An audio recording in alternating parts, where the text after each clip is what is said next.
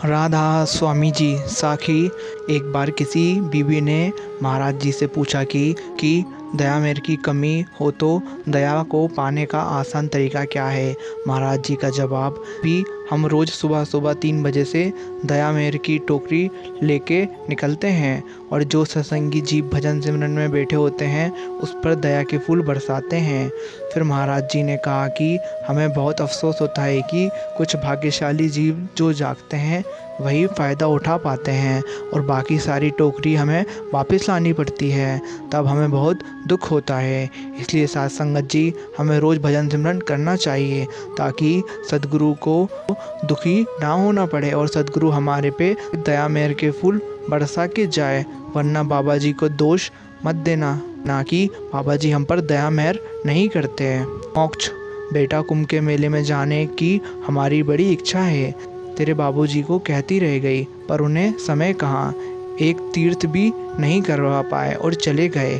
कहते हुए जानकी ने एक ठंडी सांस ली, फिर बोली, कीर्तन में दिनेश की महतारी कर रही थी कि कुंभ स्नान बिना मोक्ष नहीं मिलता, इस बार तो हमको कुंभ ले चलो, कल का क्या भरोसा है। हाँ अम्मा, इस बार पक्का। आप जाने की तैयारी कीजिए, ऑफिस में छुट्टी की अर्जी देकर मैं जाने की टिकट करवाता हूँ। कुछ सोचकर रमन बोला और ऑफिस जाने लगा। पत्नी ने गुस्से से देखा। रमन ने पत्नी के कान में कुछ कहा तो पत्नी बहुत खुश हुई। कुछ दिनों बाद वह अपनी अम्मा को लेकर हरिद्वार गया। गंगा जी में डुबकी लगाकर जानकी की आत्मा तृप्त हो गई। आखिर उनकी मुराद पूरी हो गई। बेटे को बहुत दुआएं दी। शाम को रमन अपनी अम्मा को पास के बाज़ार में ले गया और एक दुकान पर उन्हें खड़ा करके बोला कि अम्मा आप यहाँ साड़ियाँ देखिए, मैं अभी आता हूँ, और वहाँ से चला गया। काफ़ी देर बाद जब बेटा वापस नहीं आया तो जानकी जी घबरा उठी। उन्होंने दुकानदार को सारी बात बताई तो दुकानदार समझ गया। उसने तुरंत पुलिस को फ़ोन किया और पुलिस के लिए तो यह रोज़ की बात थी। वह जानकी जी को मोक्ष धाम नाम की एक संस्था में संपुक्त कर दिया, जहां जानकी जैसी कई महिलाएं को मोक्ष की इच्छा में अपनी संतानों द्वारा त्यागी जा चुकी थी। अपने माता पिता की कद्र करो। हम सबको अपने माँ बाप की कदर करना चाहिए, ऐसा नहीं करना चाहिए। सहज मार्ग निश्चित ही मन के हारे हार है, मन के जीते जीत है। यह बात कई बार आपके मुख से निकली होगी और दूसरों के द्वारा भी सुनी होगी। जीवन का बहुत बड़ा रहस्य इस साधारण सी लोकी में छिपा है। जिसका मन हार जाता है, फिर चाहे दुनिया में कितने भी साधन और शक्ति उसके पास क्यों ना हो, वह जरूर पराजित होता है। कुछ ना होते हुए भी जिसका मनोबल बना हुआ है वह एक दिन जरूर विजयी होता है। इंसान की वास्तविकता ताकत तो उसका स्वयं का आत्मबल ही है, मनोबल है। मनोबल से ही हीन व्यक्ति तो निर्जीव भी समझना चाहिए। शरीर कितना भी हष्टपुष्ट हो एवं आसान सा कार्य हो, लेकिन शरीर को कार्य करने के लिए प्रेरित करने वाला तो मन ही है। सारे कार्य मन के द्वारा ही संचालित होते हैं। मन से कभी हार मत मानना, नहीं तो आसान सा जीवन कठिन हो जाएगा।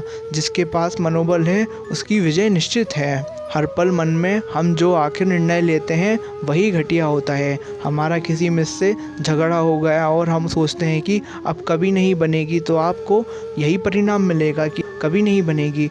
अगर हम सोचते हैं कि हमारे सारे संबंध फिर बन जाएंगे, तो आपके निर्णय अनुसार आपके संबंध जल्दी बन जाएंगे। अगर विद्यार्थी या अभिभावक सोचते रहते हैं कि चाहे कितना पढ़ लो हमें नौकरी तो मिलनी नहीं है, तो सचमुच में नौकरी नहीं मिलेगी। अगर सोचते हैं कि कभी मेरिट में नहीं आएंगे तो सच में नहीं आएंगे। असल में हमारी नकारात्मकता तरंगे ब्राह्मण में जाती हैं और उन व्यक्ति को मिलती हैं जो एग्जामिनर होते हैं, वे इंटरव्यू बोर्ड के सदस्य होते हैं। आपके विचार उन्हें आपको चयनित करने से मना करते हैं और आप वह चयन रिजेक्ट कर देते हैं। इस संसार में नौकरी आदि की कोई कमी नहीं है।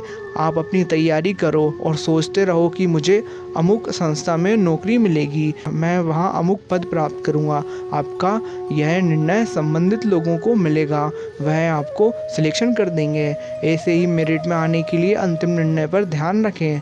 अष्ट रत्नों में आने के लिए राजयोगी जिज्ञासु भी ऐसे ही अपने संकल्पों को आखिरी निर्णय पर यह सोचो कि अष्टरत्नों में जाऊंगा, चाहे आप ही वर्तमान स्थिति कैसी भी हो।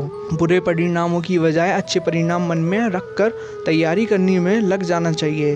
पहाड़ी से नीचे उतरना सहज है, परंतु पहाड़ी पर चढ़ने में मेहनत लगती है। निराशा बहुत जल्दी घेर लेती है, जबकि आशा ऊपर चढ़ने के लिए बहुत कठिन है। आशा लेकर ऊपर चढ़ सकते हैं। सफलता पाने के लिए आशा और आत्मविश्वास से आगे बढ़ना चाहिए।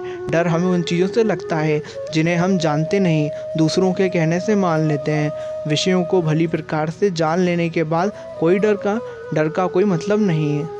सिर्फ वही भूल आपको डरा सकती है जिसे आप कल्पना ने पैदा किया है। 10-11 बजे रात्रि में सोकर प्रातः 8 बजे सुबह 8 कर अपने नोट को दोहराना चाहिए। अमृत वेला दोहराई गई सामग्री वर्षों तक याद रहती है।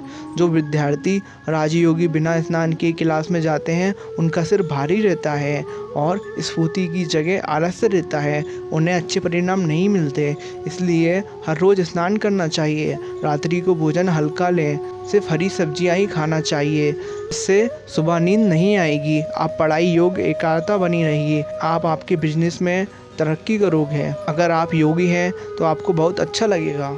बातों से बात मिलेगी, लफ्ज़ों से बस लफ्ज़ मिलेंगे और करनी से करनी मिलेगी। हम खाना बनाने की कितनी भी किताबें पढ़ लें, यह बात कर लें, हमारी भूख नहीं मिटेगी। मगर किताबों में लिखे तरीके से मुताबिक खाना बनाकर खाएंगे तो हमें खाना भी बनाना आ जाएगा और हमारी भूख भी मिट जाएगी। इसी प्रकार इस मन को आत्मा की भूख सिर्फ परमात्मिक बातें करने से नहीं मिटती। भजन स्मरण तो हमें हर में करना चाहिए। राधा स्वामी जी। आशा करता हूँ ये साखी आपको अच्छी लगी हो तो वीडियो को लाइक कर दीजिए, चैनल को सब्सक्राइब कर दीजिए। राधा स्वामी जी।